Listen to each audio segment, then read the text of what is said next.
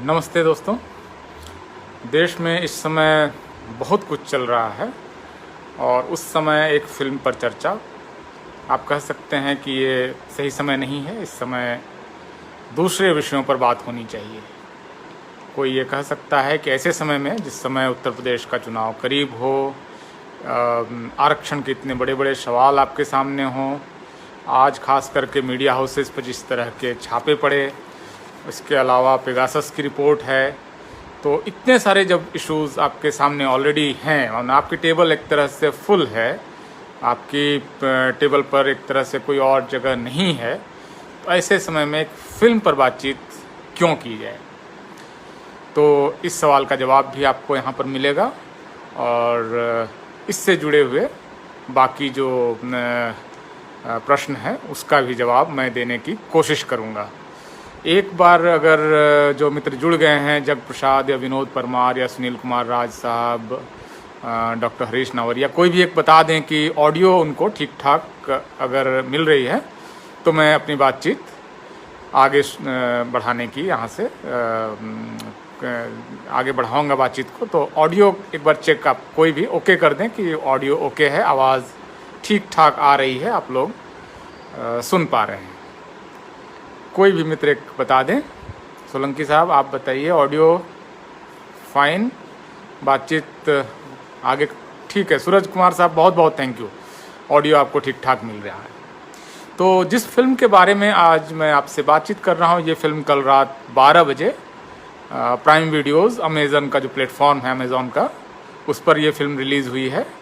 और P A Ranjit, जिसको आप जानते हैं, बहुत सारे कारणों से जानते हैं, बहुत चर्चित हैं और अभी हाल के दौर में न सिर्फ तमिल बल्कि तेलुगु, मलयालम और हिंदी स्पेस में भी उनकी काफ़ी चर्चा हो रही है। तो ये फिल्म उन्हीं पा रंजीत की फिल्म है जिन्होंने इससे पहले मद्रास, कबाली, काला, तो इस तरह की कई कबाली फिल्म का कल 5 साल पूरा हुआ था। 5 साल पहले ये फिल्म रिलीज हुई थी और अटाकट्टी उनकी पहली फिल्म थी पा रंजीत की। और आप सब जानते हैं कि उन फिल्मों की कितनी चर्चा हुई। कबाली के बारे में जो कुल कलेक्शन, उसका बॉक्स ऑफिस कलेक्शन है, टोटल रेवेन्यू अर्निंग उसकी 600 करोड़ रुपए की है। तो भारत की किसी भी भाषा की सबसे ज़्यादा देखी गई फिल्मों में कबाली है, जो 5 साल पहले आई थी और इसी पा रंजीत ने बनाई थी। तो अब हम आते हैं सीधे सीधे फिल्म पर।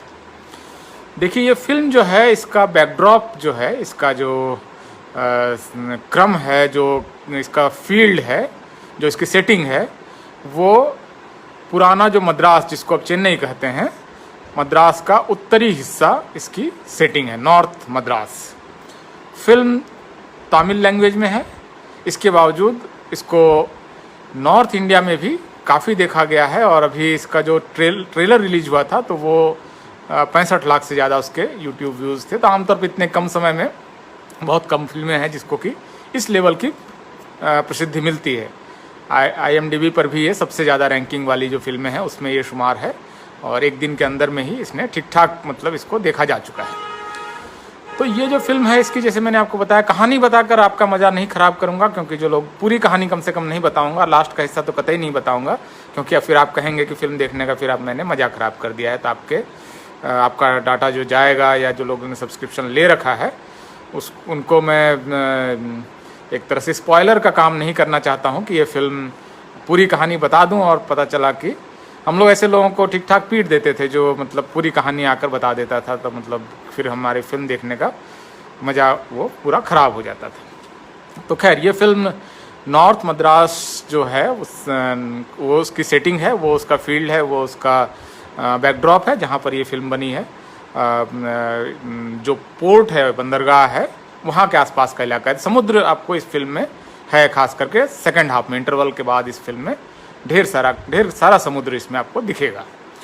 और इस फिल्म की टाइमिंग जो है वो 1970s का पहला हिस्सा है। इसको आपको इसलिए पता चलता है कि इस फिल्म में इंदिरा गांधी जब इमरजेंसी लगाती है उसकी घोषणा सुनाई देती है। उसके बाद जो तमिलनाडु में बड़े पैमाने पर गिरफ्तारियां हुई थी, वो सारी उन गिरफ्तारियों की चर्चा है।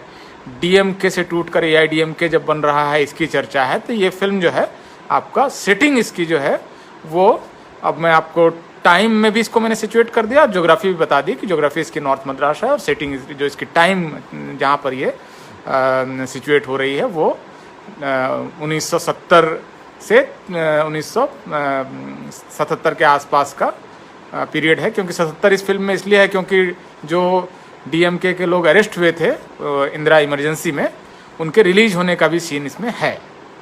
तो ये बैकड्रॉप है।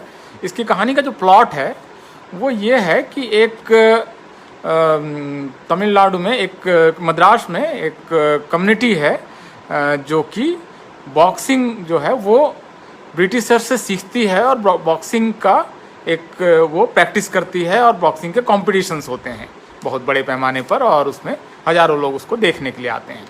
तो ये ब्रिटिशर्स से उनका सीखा हुआ स्किल है जिसको वो फिर अपना और वो परफेक्ट करते हैं। और इसके तो वहाँ पर जो अलग अलग क्लान हैं, क्लान एग्जैक्टली वो कास्ट का पर्यायवाची नहीं है, लेकिन अलग अलग समुदाय हैं, उनके अपने अपने बॉक्सिंग की टीमें हैं, और वो उसके बीच में प्रतियोगिताएं होती है और बड़ी संख्या में लोग उसको देखने के लिए आते हैं।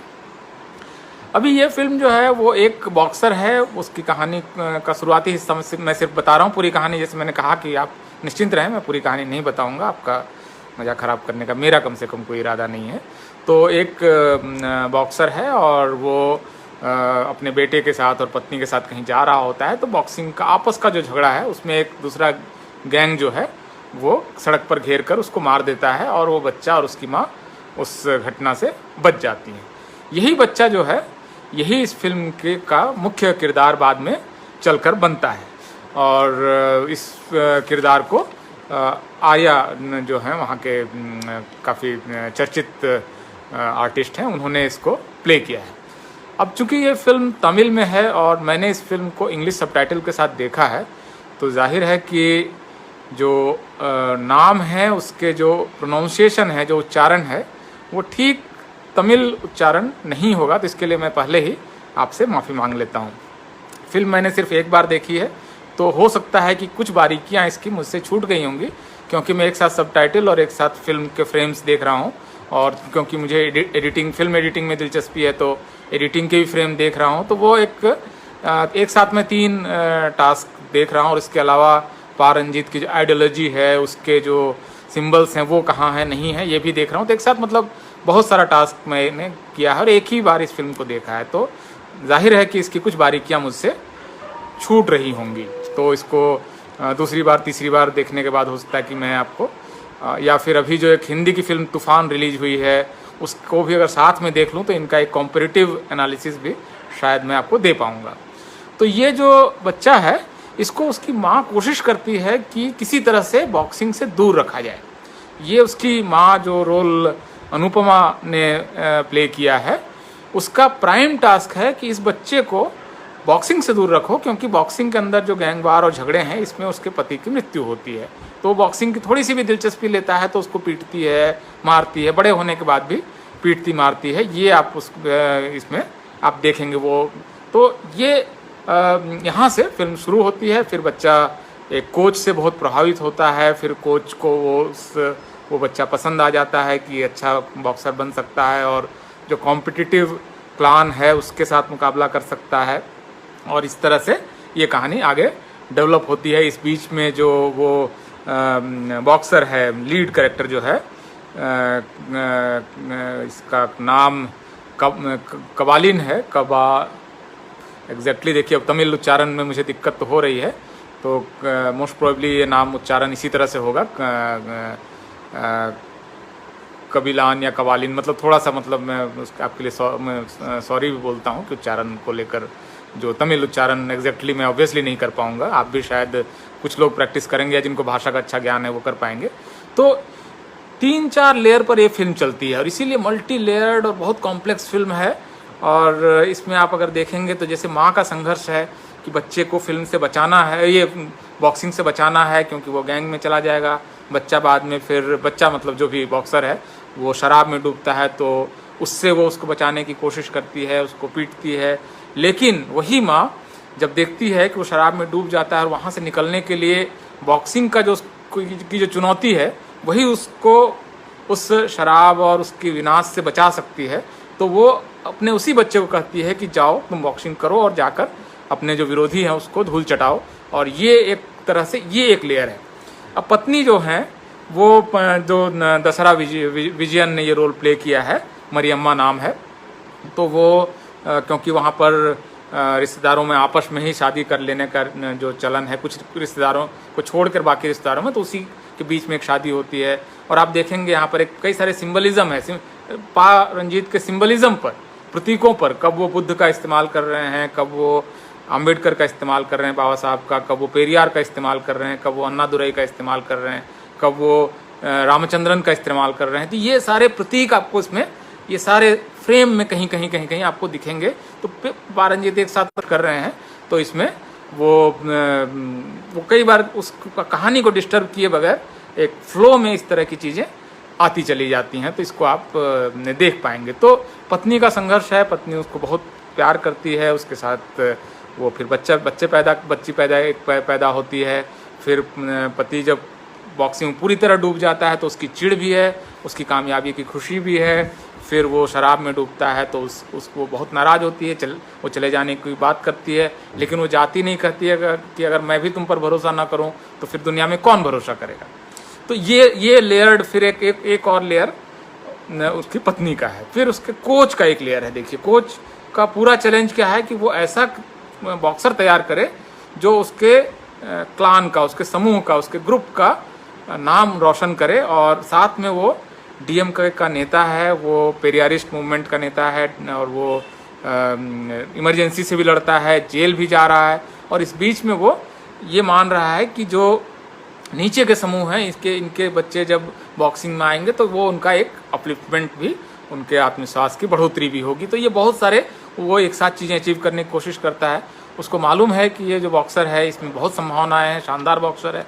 लेकिन जब वो देखता है कि वो जो उसका वो बॉक्सर है वो फिर गैंगवार में फंस जाता है, फिर शराब में डूबता है, और फिर वापस जब बॉक्सिंग में आने की कोशिश करता है तो उसको, उस कोच को एक अपराध बोध होता है कि मेरी वजह से ये व्यक्ति बॉक्सिंग में आया और इसकी वजह से गैंगवार में फंस रहा है, शराब में फंस रहा है, तो इसको हम वापस इसकी माँ के पास भेजते हैं और इसको मैं अब कोचिंग नहीं दूंगा। तो ये एक और लेयर है।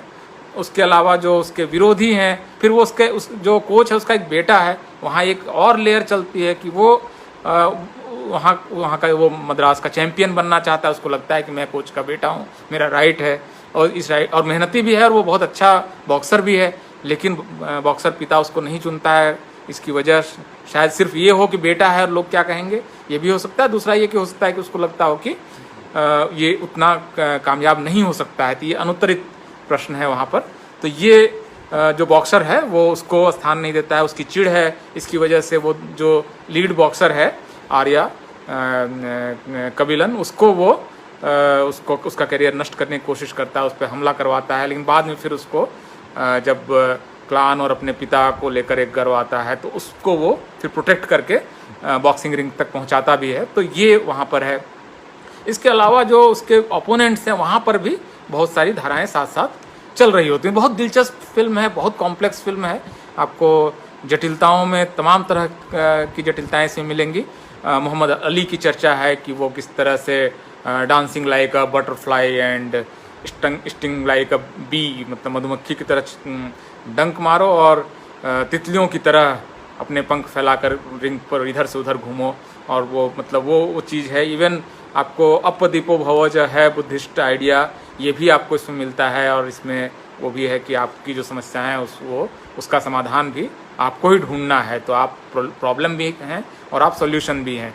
तो आपको ये गानों में आपको ये शब्द भी मिलेंगे, बुद्ध आपको मिलेंगे। तो जो मैं बता रहा था कि जहाँ पर एक मैंने छोड़ा था बीच में कि पारंजित अपनी सामाजिक पृष्ठभूमि की वजह से और अपनी अम्बेडकरवादी चेतना की वजह से इस बात को लेकर बहुत सचेत हैं और सजग हैं कि उनको अम्बेडकराइट आइडिया को भी पुश करना है। लेकिन वो उस तरह के एक्टिविस्ट नहीं है जो सिर्फ अम्बेडकराइट आइडिया को पुश कर रहे हैं, बल्कि वो एक सफल फिल्मकार भी हैं। तो ये दो भूमिकाएं कम से कम वो साथ में निभा रहे हैं। तो ये उसके लिए उनके जटिलता भी समझिए। काला फिल्म में जैसे आप देखेंगे तो जिस तरह से बाबा साहब की तस्वीर का इस्तेमाल है और नीले रंग का जिस तरह से इस्तेमाल है, नीले रंग का गुलाल उड़ता है। इस फिल्म में भी आपको जो लीड कैरेक्टर है कबिलन, वो ब्लू गाउन पहनता है, ब्लू कलर के ग्लव्स पहनता है। तो ये सारे सिंबल्स, ये प्रतीक का इस्तेमाल करने में पा रंजीत की का कोई मुकाबला मुझे इस समय नहीं दिखता है। और बल्कि उनकी टीम के मारी सेल्वराज ने अभी जो फिल्म बनाई कर्णन, वो भी बहुत पॉपुलर, बहुत पावरफुल फिल्म बनी। और लगातार इस तरह की फिल्में वहाँ पर आ रही हैं। आपको पेरियारुम पेरुमल इस बीच में आई, और एक और दूसरे मतलब एक असुरन आई। तो तमिलनाडु का फिल्म लगातार का फिल्म जो वहाँ की फिल्म इंडस्ट्री है, वो लगातार सोशल कास्ट अपहिवल को, उथल पुथल को न सिर्फ दर्ज कर रहा है बल्कि कामयाबी से भी दर्ज कर रहा है। और वो 200-300 करोड़ की फिल्में भी बना रहा है। ये एक्चुअली भारत में जो होता है, कहीं आमतौर पर जब आदमी ये सोशल एक्टिविज्म करता है तो वो पॉपुलर से अलग हो जाता है। तो ये एक चैलेंज है कि आप अपने आइडिया और आइडियोलॉजी पर भी काम करें और पॉपुलर भी रहें। ये एक बहुत जटिल टास्क है, जिस टास्क को पा रंजीत ने अभी तक, और दूसरा मारी सेल्वराज मैं नाम लूँगा, इन दोनों ने कम से कम बहुत सफलता के साथ ये 2 टास्क लिया है। मराठी में आपको नागराज मंजुले ने सैराट बनाकर उसी तरह का काम किया है। एक नीरज घोयन ने मसान में और फिर गिली पुच्ची में भी लगभग आप समझ सकते हैं कुछ उस तरह का उन्होंने वो भी भूमिका निभाई है। लेकिन एक मैं आपको इस फिल्म को आगे और ना बताते हुए, क्योंकि इस फिल्म को ताकि आप देखें आगे और क्या क्या इसमें है, बहुत दिलचस्प कैरेक्टर्स हैं इसमें। आपको एक डांसिंग रोज नाम का एक कैरेक्टर है जो बहुत मतलब जिसके इसमें बहुत चर्चा हो रही है उसके रोल की। इसके अलावा एक कैरेक्टर आपको जॉन विजय ने रोल प्ले किया है डैडी का, वो एंग्लो इंडियन समुदाय के हैं और उस जो कबिलन के परिवार के साथ ही ऑलमोस्ट रहते हैं। और उनकी डायलॉग डिलीवरी और ये सब वो इतना शानदार वो है। और इसमें एक रोल जो है मुझे लगता है कि आप लोगों को बहुत गौर से और फिल्म के पहले फ्रेम से लगातार उस रोल को देखना चाहिए। और वो रोल है जो पशुपति ने जो रोल प्ले किया है, और वो रोल कोच का रोल है, कोच रंगन। ये फिल्म एक्चुअली जितनी कबिलन और जो रोल आर्या ने प्ले किया है उस बॉक्सर की है, उतनी ही या मुझे तो लगता है कई बार उससे भी ज़्यादा ये फिल्म जो है वो कोच जो है बॉक्सिंग का जो कोच है रंगन, उनकी फिल्म है। वो ये फिल्म उन्हीं के आसपास पूरी फिल्म वीव हुई है। हालांकि वो लीड कैरेक्टर के रूप में आपको पोस्टर्स वगैरह में नहीं दिखेंगे, लेकिन आपको दिखेगा कि वो किस तरह से वो एक अपनी एक बॉक्सिंग को भी एक आइडियोलॉजी के तौर पे इस्तेमाल करना, फिर वो कांग्रेस के वर्चस्व के खिलाफ जो तमिलनाडु का एक राजनीतिक सामाजिक विद्रोह है, वो जिसको द्रविड़ विद्रोह कह सकते हैं आप, डीएमके उसका व्यक्ति है, वहाँ उसको लीड करता है। वो बॉक्सिंग रिंग में बॉक्सिंग के दौरान पुलिस उसको अरेस्ट करके ले जाती है क्योंकि इमरजेंसी लगी हुई है। फिर वो जेल से छूटता है, जेल से छूटने के बाद लोग माला पहनाने जाते हैं तो वो उसको रिजेक्ट करता है कि नहीं मुझे नहीं पहनना है। ये सारी चीज़ें आपको उस कैरेक्टर में जो कोच का कैरेक्टर है उसमें आपको मिलेगा। तो ये उसके भी जीवन का संघर्ष है, उसको अपने बेटे को नहीं बनाना है। फिर जो लीड बॉक्सर है उससे अब बॉक्सिंग नहीं करानी है क्योंकि उससे उसकी माँ का जो प्रोजेक्ट है कि उसको बॉक्सिंग से बचाना है और गैंगवार से बचाना है वो फेल हो जाएगा। तो ये सारा मतलब एक देखिए आपको मैं बता रहा हूँ कम से कम 7-8 लेयर्स में आप इस फिल्म को देख सकते हैं। और इस फिल्म को देखते समय आप इस बात का भी ध्यान रखें कि हिंदी में अभी तक ऐसी कोई फिल्म नहीं बनी है। हिंदी फिल्मों में जब कास्ट का क्वेश्चन आता है तो बहुत ही ख़राब तरीके से डील होता है। आमतौर पर पुरानी फिल्मों की चर्चा करें तो अछूत कन्या या सुजाता में एक बड़ी थकी हारी पीड़ित सी एक दलित महिला होगी जिसका उद्धार कोई सवर्ण पुरुष ब्राह्मण पुरुष करेगा। यहाँ से फिल्म जब आगे इसके बाद के दौर में जब वो थर्ड वेव फिल्मों का दौर है, जब एनएफडीसी के ग्रेजुएट्स फिल्म वगैरह बनाने लगते हैं जो नसीरुद्दीन शाह, ओमपुरी और सबाना वगैरह, तो वो रोता धोता दलित गांव में पीड़ित है, सामंत बहुत परेशान कर रहा है, पुलिस अत्याचार है, इस टाइप की फिल्में हैं। और इसके बाद फिर आपको ये जो आपको फिल्म जो आपको ये इसी तरह की फिल्में आपको दिखेंगी। इवन आर्टिकल 15 जो है वो भी उसमें वे रक्षक आपको नज़र आएगा। तो ये सारा इसमें एक समस्या आपको दिखेगी। इस बारे में और बातचीत हम आगे करेंगे। फ़िलहाल आप सबका बहुत बहुत शुक्रिया और मैं धन्यवाद देता हूँ और मैं आपसे रिक्वेस्ट करता हूँ कि अगर हो सके तो इस फिल्म को देखें और अपनी प्रतिक्रिया दें।